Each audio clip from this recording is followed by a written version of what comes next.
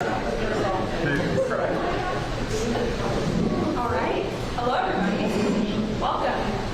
My name is I am one of the broadcasters and the host for KC NWSL, an honor in their inaugural season this year. And I would say that I'm surprised to wake up and see these incredible renderings of what will be an incredible soccer-specific stadium for KC NWSL, a new standard being set by the people that you see up here on stage. But I'm not at all surprised by this, because from the second that I reached out to Chris Long via a direct message on Twitter asking how I could get involved with the team, this group up here has shown nothing but immense commitment and dedication to not just the league, to this team, but to this city, and growing not just soccer, but women's professional soccer in Kansas City and the Midwest. So it is an honor for me to introduce these people who many of you already know, but we'll go ahead and do it anyway. We've got Port KC President and CEO John Stevens, KC NWSL co-founders and owners Angie Long and Chris Long, co-owner Brittany Matthews, and the Honorable Quinton Lucas, Mayor of Kansas City, Missouri.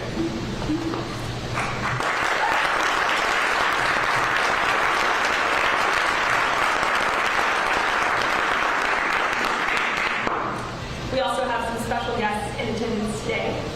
Kevin O'Neill, 1st District at Large. Kevin, stand up. Give a wave to the crowd. Eric Bunch, 3rd District.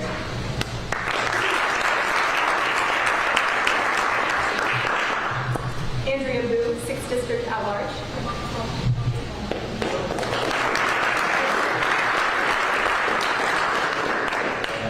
Port KC Commissioner Claire Terrebonne.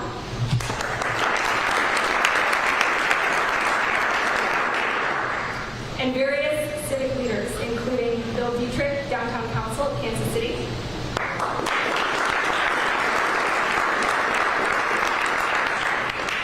Kathy Nelson, Kansas City Schools.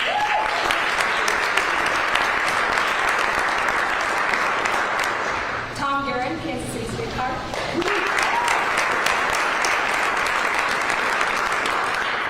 Patty Phillips, Women Leadership in College Sports.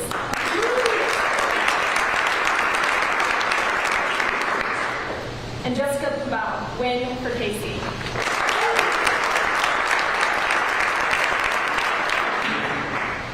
And finally, some of the partners on this very exciting project we are celebrating today: Generator Studio, the architecture firm,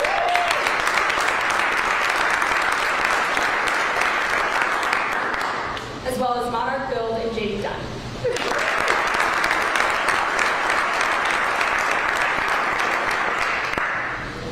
As I mentioned, this historic announcement marks what will be a new standard set in the league and moving forward, not just for these players, but for the sport and all of the young athletes who will be at some point playing in the NWSL at some point. And for way too long, the sport of soccer has seen women's soccer take a back seat to the men's side. And what this stadium will do, not just for Kansas City NWSL, but for what new ownership coming into the league, and as it expands and grows, this is going to be the future, and it starts here in Kansas City. So while this announcement is just the latest demonstration of the remarkable commitment of this ownership group, let's just recap some of what they've done in this inaugural season. They started training less than 60 days after being awarded the franchise, making significant investments to Legends Field to convert the field from baseball to soccer, which I can tell you is not an easy task. How long does that take again, by the way? Yeah. They've committed 10% of all sponsorship revenue to community investment, already making a difference for organizations like Variety KC, Girls on the Run, and many others. They've invested in people and marketing at levels unmatched around the league, producing the 3rd highest paid attendance in the NWSL.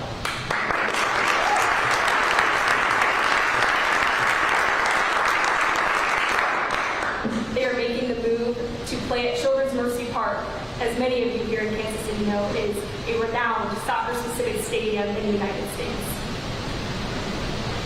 And just weeks ago, they announced an entirely privately funded $15 million training facility located in Riverside, Missouri.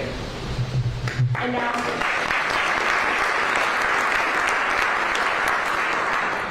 now they are announcing plans for a privately funded stadium that will be built for this team, connected to the heart of the city, right here in the River Market.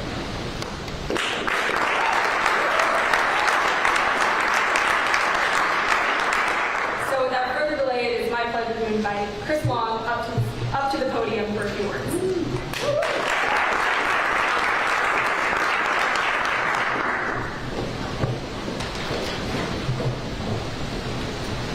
I would be remiss if I did not thank Allie publicly for everything she's contributed to this community, sports, to our organization. She's tremendous. She does an amazing job, as you've all witnessed over and over again. So we are truly blessed to have her participate and be such an integral part of KC NWSL. I'd also like to thank our founding members. In our inaugural season, corporate America at KC here stepped up. And in particular, I'd like to thank today Blue KC. Thank you.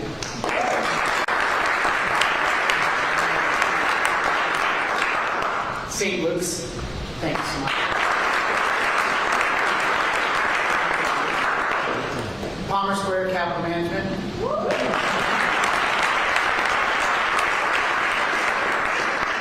Ivy. Away. Thank you all so much. As I tweeted out this morning, I feel like it's been such a glorious day for all involved. My thoughts were exciting day for KC, exciting day for our club, our players, and our metro community, and certainly an exciting day for women's sports globally. To rewind and refresh as to how we are here today on this special day, only 10 months after having acquired this franchise. I'll tell you a little quick story about the 2019 Women's World Cup in Paris, France. That was a pivotal moment for Angie and me. We were there with our kids. In fact, I was there almost a month. We got to witness, of course, not only amazing soccer, we got to witness fanfare on the global stage, grandfathers, granddaughters, you name it, cheering their hearts out for the team they love, for the country they support. And lastly, we got to see a lot of great facilities. Not lost on us while we were there, and then when we got back, was the fact that Kansas City was also at the center of it all. Despite at that juncture not even having a women's professional side, Kansas City was one of the top media markets for the U.S. women's national team. Think about that. Amazing. What's also amazing is every time national broadcast wanted to show fanfare at its best, guess what they flashed to? The Power and Light District in Kansas City. That, too, made a massive impact on Angie. Well, get back from Paris, and there's obviously a lot of work to do. But on December 7th, 2020, in the heart of a pandemic, don't question the smarts around that, Brittany, Angie, and I did it. We brought a team back home. And it means so much deep down in our hearts to be able to stand here and say that now in almost 11 months. During that incredible journey, two things were readily apparent. Kansas City is unequivocally, undeniably, the soccer capital of America, period.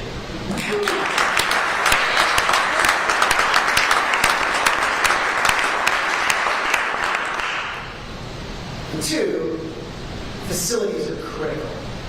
Everyone here agrees women's sports is on a massive upswing. And to continue that trend, which is certainly our friend, world-class facilities are paramount. Well, we're here today, behind us, with exactly that. The renderings are here, and all I have to say is, let's go, KC.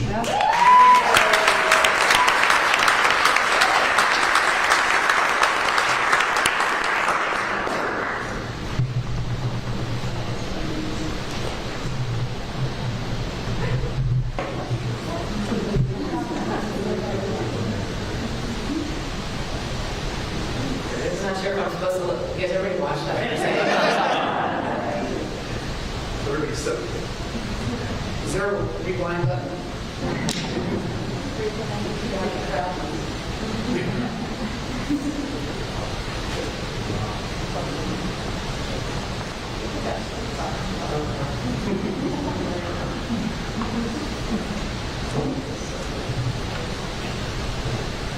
I've watched this like 30 times, it doesn't get old.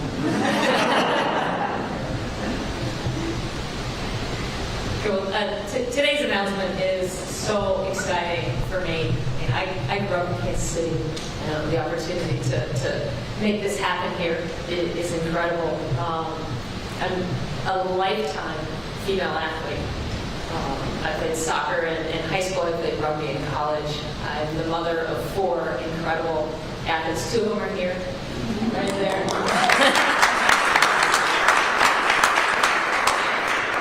And now to be owner with Chris and Brittany of this professional women's team, it's amazing. And what this means, this facility is the beginning of a transformation. And I think it's just happening at the absolute perfect time, with everything happening in women's sport and the tremendous support that this city has shown to our team in such a short amount of time. For us, there were several priorities and considerations that led into today. And it was really important for us to be here on the riverfront, in the heart of the city, where Kansas City was born, and where all parts of this region come together. Another key consideration is the streetcar, downtown, and really what this location means to the experience for the fans, and what the fans mean to the experience of the players, and all of it coming together. It's just going to be a dream place to play. The other really important part of the stadium is the size. So this is going to be an 11,000 capacity stadium with future capacity to grow, but really the right size right now to make the perfect atmosphere, again, for the players and the fans. This transformation goes beyond just this building and this project. It's really a statement of how much we believe in Kansas City, and it's how much we believe in these athletes and the professional women's soccer in this country and everywhere that it's going. So, as a big part of that, we built a tremendous relationship with our next speaker, whose leadership and partnership were instrumental. Honestly, John Stevens, KC President and CEO, we could not have done this without you. I'd like to invite John up to speak next.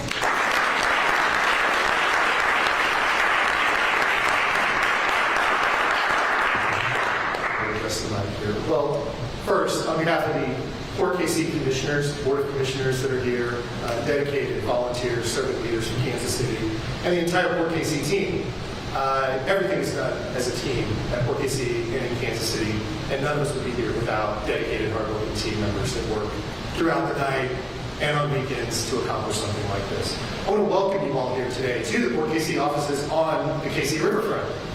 I also sincerely want to thank our mayor and our council members for their partnership and, of course, their daily commitment to improving Kansas City at all levels and in all areas of our city.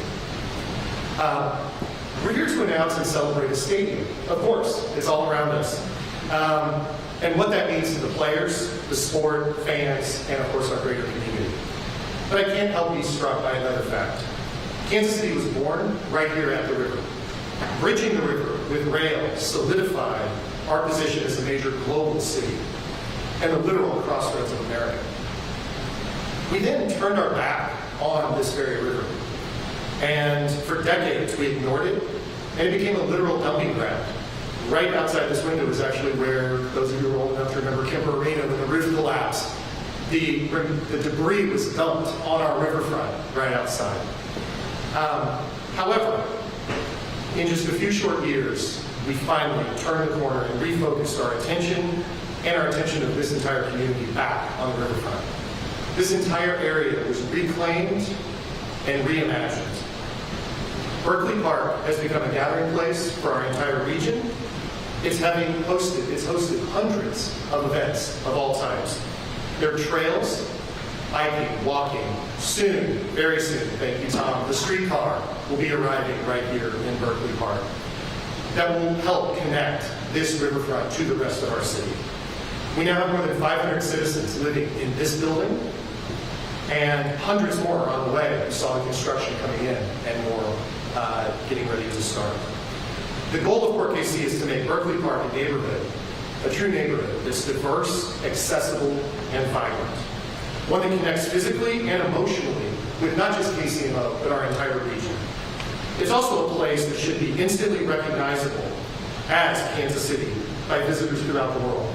As Chris said, you showed power and light at the World Cup, and people throughout the world saw that. We want this riverfront to have that same recognizability as KC. So today, we announced a partnership with KC NWSL and this ownership group. And Angie, Chris, and Brittany, they're incredible owners, leaders, and really a heartbeat of Kansas City. And together, we're going to continue to reimagine this riverfront. But this is much more than a building. The Riverfront Stadium is a generational commitment that we will not turn our backs on the river and our city ever again. It will serve as a catalyst to connect neighborhoods, and it will celebrate the environment that we're in. The Berkeley Riverfront can and will be a place for all that will be connected to all corners of the metro. It will host events that benefit and uplift all in our community. It will celebrate all in our community, while also maintaining the uniqueness that defines us as Kansas City. Thankfully, Kansas City has changed a lot since this was home to the riverboats and the coal plants and the origins of our city. But the KC spirit is very much alive and well. We are a city that can and will keep doing big things. This commitment to our riverfront is certainly a celebration of the Kansas City spirit. So again, thank you, Angie, Chris, Brittany, the commissioners, the mayor, everyone for bringing us here today. And I know that I speak for everyone in this room when I say I cannot wait to don my KC teal and cheer on this team of world-class athletes.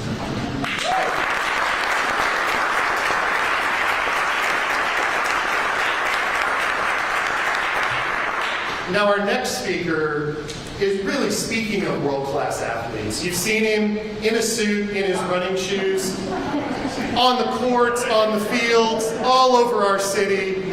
The man wears a suit when he plays every sport imaginable. I now get the pleasure of introducing our mayor, Quinton Lucas.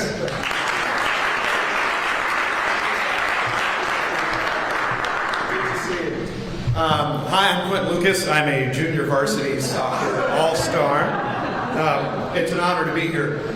You know, we have a few very special names in Kansas City that if you grew up here, you know all about. Lamar Hunt, Ewing Kaufman. I'd like to add Chris Long, Angie Long, Brittany Matthews.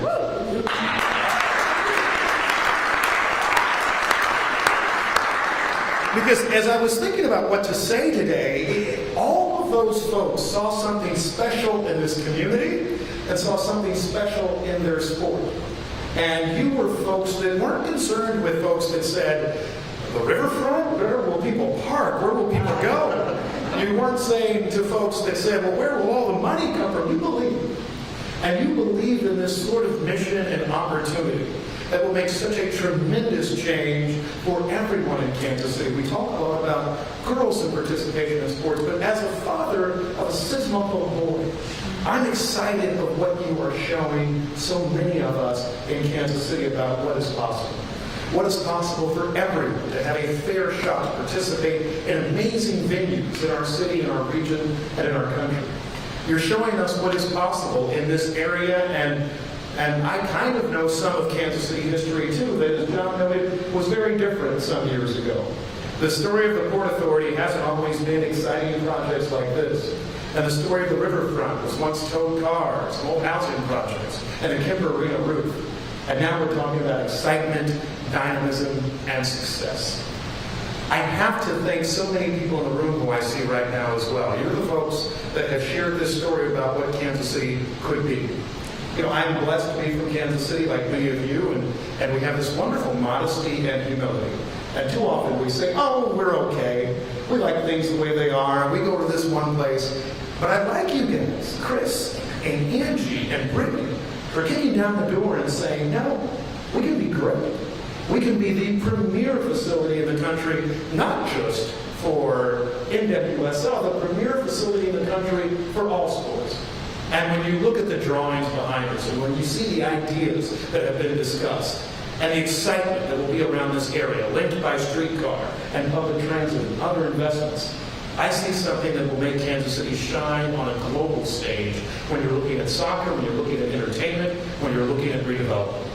And so on behalf of all Kansas Cityans, I'm just one of, actually I was going to say about 500,000, but for the millions of us in this area, in the entire, right, KC NWSL fan base and region, and all the states we touch, and all the people that will see these games, see this facility, I say my tremendous thank you to you. And I have one other thing.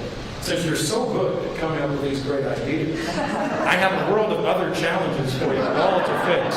So we will call you with all nonstop. But seriously, thank you, of course, to the Port Authority. Some of the commissioners who have the blessing of appointing are here today. Thank you to our ownership team that is doing an amazing job. But more than anything, I'm excited for the youth who will come here and they'll see this facility and they'll see what they can be, what they can become, how great this city is, but more than anything, how great they are too. Thank you for making this dream possible. And let's go, KC.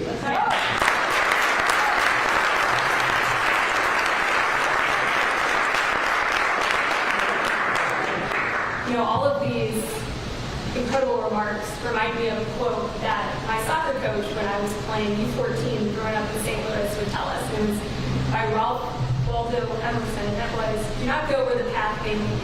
Go instead where there is no path and leave a trail. And that, to me, is exactly what has been done up to this point and what the future is now with these individuals in charge. And so, again, just echoing the remarks of everyone and what all of us feel. Thank you for making this possible and for inspiring the next generation, because I can tell you as a young girl who soccer was my absolute world, still is, but growing up, I wanted to be the next Leanne Young. I would have loved to go out to a game and to have seen right in front of me what the path could have been.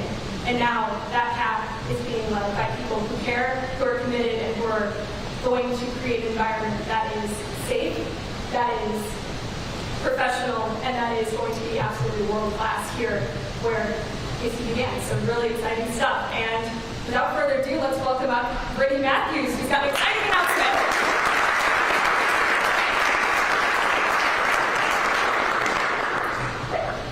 Wow, what an amazing day. This is incredible. First, I just want to say thank you. Thank you to Angie and Chris. Thank you to our staff. Thank you to our team. And thank you to all of our partners who have supported us this season. I'm incredibly honored and very excited to be a part of this amazing group that is investing in women's sports and in Kansas City. And I do have one more special announcement just to make to you guys, and that is starting the countdown to the biggest answer that we get asked the most. When will this team have a name? It will be revealed this weekend at halftime of the match on Saturday, October 30th. So, if you would like to know, make sure you are there. It's not something you want to miss, so make sure you get out to Legendsville Saturday at 7 p.m. Awesome.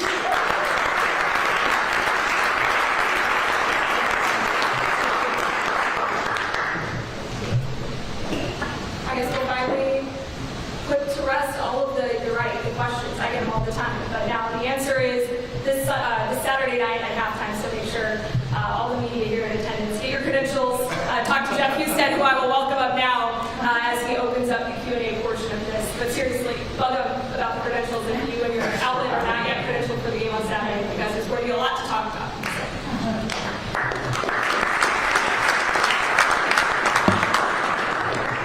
Thanks, Allie. Yeah, as Allie said, everybody get your tickets or credentials to be there Saturday, and I will not be giving up the answer ahead of time. We're going to go ahead and open up to questions right now. We're going to take questions from the room. We also have a Zoom press conference going, so we'll take some questions online as well.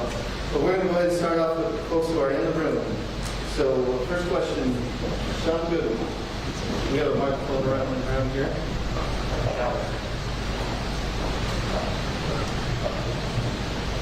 Sean Good with KC Star. Chris and Andy, good luck for you guys. It's a big point of pride for you guys.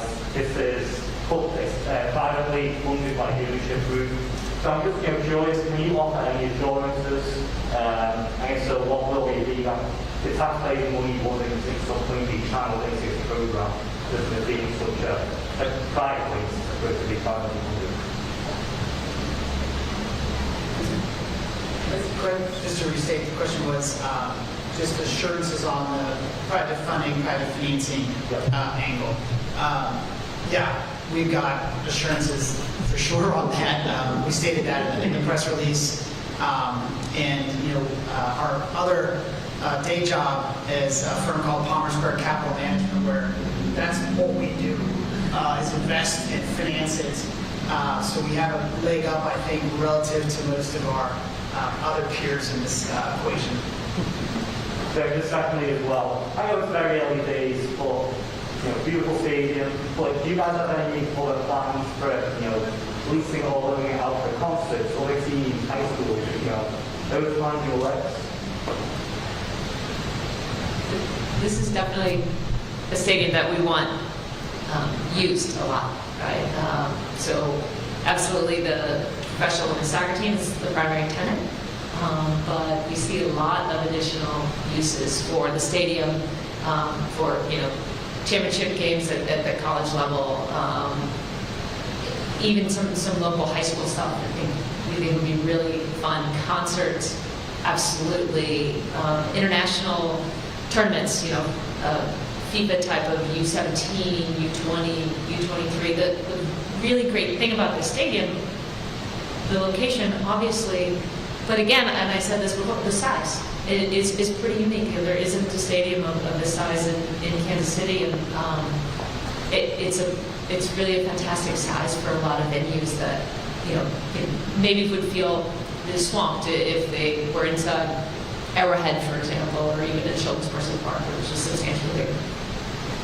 We truly view this as a community asset, and are certainly going to be consulting advisors like Kathy Nelson and others as to the ways in which we can fulfill that community mission and make 1 + 1 = 3.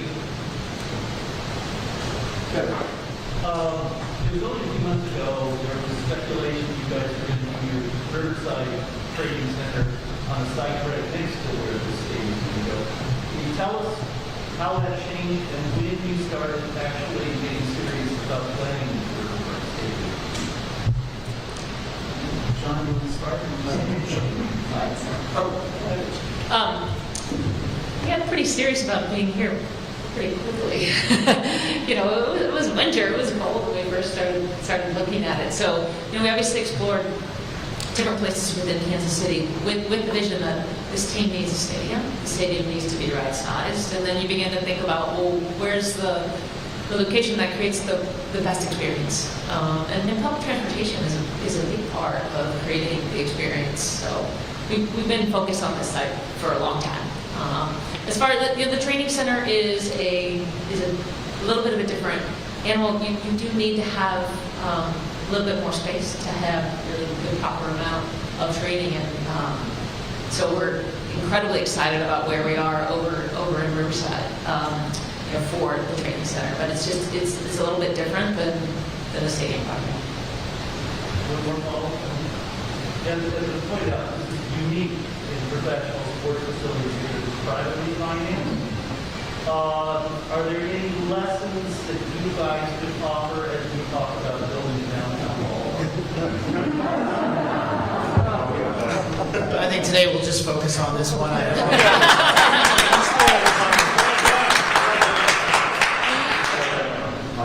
There are those among us who may not understand the difference between women's sport and women's sport, as they say.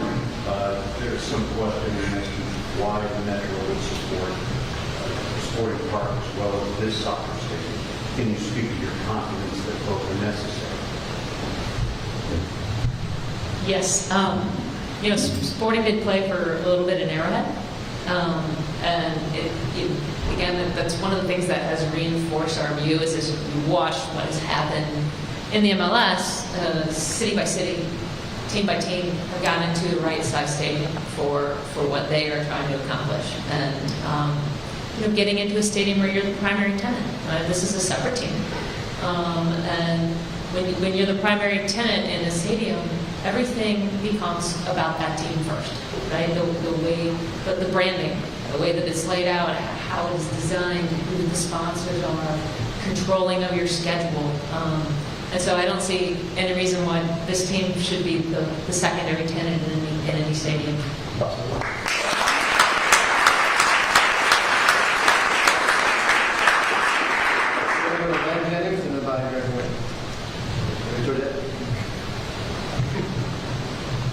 Chris, Angie, you said you were in Paris, you got to see some soccer stadiums.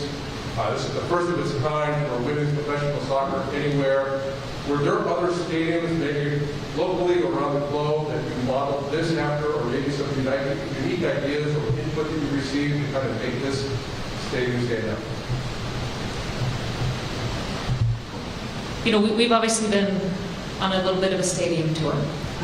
And we have a fantastic group of people that we're working with that have given us amazing ideas, starting with Generator Studio and our partners on the build side with Jake Gunn and Monarch have really helped lead some insight into best practices. The kind of the fun thing about stadiums is they continually evolve.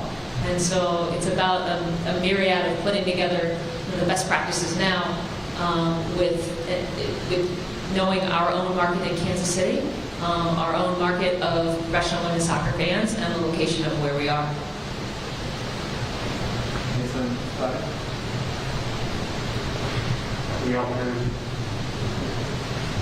For Chris and Angie, don't mind also going back to Paris. I wonder if you could recall a little more specific detail about when the discussion started taking fruition and it went from, oh, maybe we could do this to we're doing this, and I'll have a follow-up.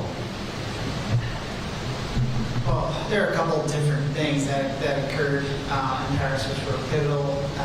First of which was a breakfast with Grant Ball. I don't know how many of you know Grant, but he's a fantastic journalist. He's from our area. He is a soccer addict. He happened to be over there doing some special projects for the national broadcast, and just talking to him about the global game was definitely impactful. Unbeknownst to us, we also had one of our closest friends from college there, actually with the U.S. Women's National Team as one of their guests.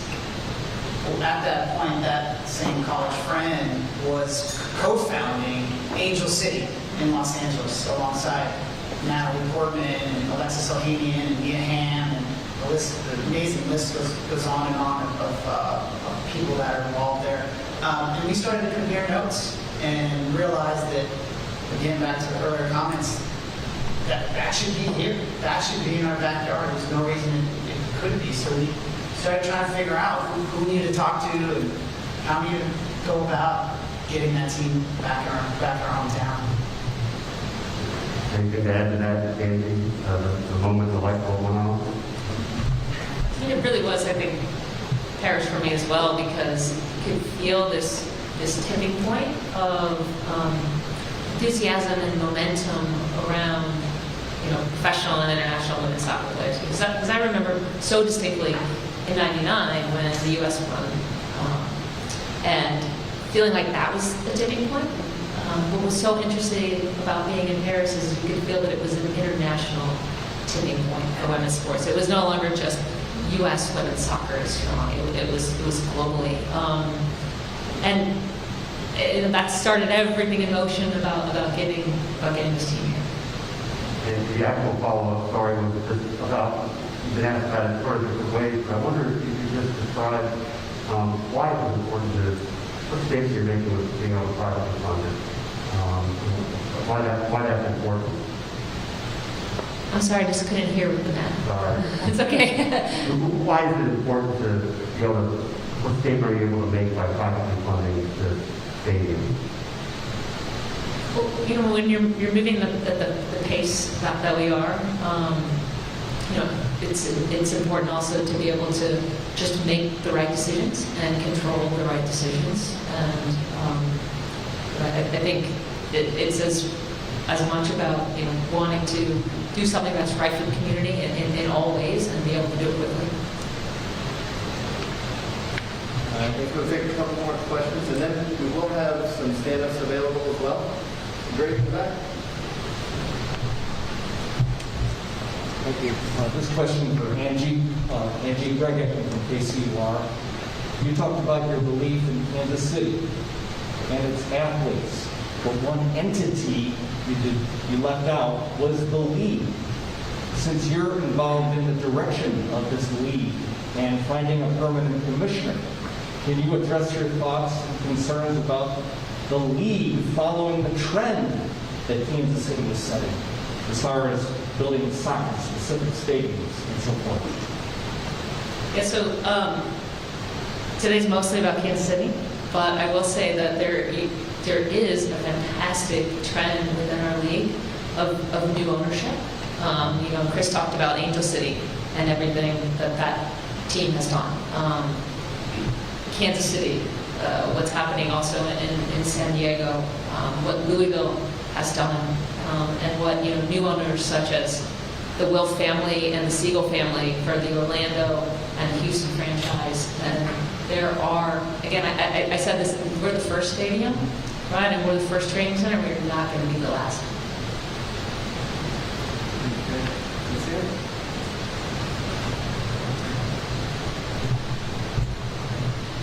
Springer. Angie, if I can skip 100 steps here, you mentioned in your opening remark, I think, about that the stadium's expandable. Yes. Can you, how much would it be expandable? What are the factors that would or wouldn't lead you guys to make that decision? Yeah, I think, you know, being in a sold-out stadium is just such a fun experience, right? And so we want it to be right-sized for that. But we're obviously really constructive on the league and on women's soccer and the growth of it, and so you don't want to be sort of stuck in a footprint that doesn't allow you to grow as the league grows. In its most simple form, our stadium is a horseshoe. There's ways to fill in the other end, ways to fill in the corners. And it doesn't quite double the size of it, but it's sort of close. And one more for John. I know there's a lot of politicians here, but there's a lot of people that don't understand politics. Can you just maybe talk to me a five about how the partnership between you guys, and is it the land? Are you involved in it in a different way? And how do you see this? It's, yes, it is a land lease at its core functionally. It's a land lease, but it's much more than that. It's a partnership. And not long after they arrived, the team arrived in Kansas City. And became this, this teal organization. We started discussions around this. And I'll say from KC's perspective and the city's perspective as a whole, we trusted. I never wavered in my belief that women's sports deserve and are ready for this ascendancy and having their own purpose-built stadiums, and that the fans and the growth and the global interest is there, period. I believe that we have Kansas City through and through ownership that was committed to the center of our city and committed to seeing not only this team grow, but the sport grow. What we focused on from KC's perspective and what I had to look at was, is it the right time, the right place as far as the vision of our downtown, the vision of our riverfront? Does it check the boxes of being a catalyst for the type of growth and the type of connectivity that we want in Kansas City? Will it be a venue that is active multiple nights a year, that is vibrant and energetic and brings the interest that we need to the city? So we didn't check those boxes. So then I go back to sort of the legal construct. Then we said, well, how do we make that work? We all trust that we check the boxes. This is good for the city, it's good for the citizens, it's good for the long term. They're representing the interests of the team, it's good for the athletes, it's good for the players. Once we saw that happen, we set to work to really structuring something. And we're lucky that we have Chris and Angie and the ownership group that are so committed to bringing their private capital and this investment capital to the table with this. And from a legal construct, Port KC entered into a long-term lease with them. They will be building the stadium. They will be supporting streetcar operations. They'll be supporting all of this partnership down here. And the benefit to the city is all of that energy, all of those fans and the growth, and then continuing to build out. This neighborhood is designed to have 5+ million square feet of mixed-use development. And this is a catalyst that is going to get our city there connected to the rest of the city in a walkable way. Thank you, everyone. We're going to go ahead and close it out right now. But we will have Chris and Angie available for stand-ups here. And we'll have some folks, Captain Nelson from KC Sports Commission will be available over this side here. Thank you again very much. Another reminder, Saturday, and you can find out the name, but only when you come to the game at halftime. Thank you, everybody.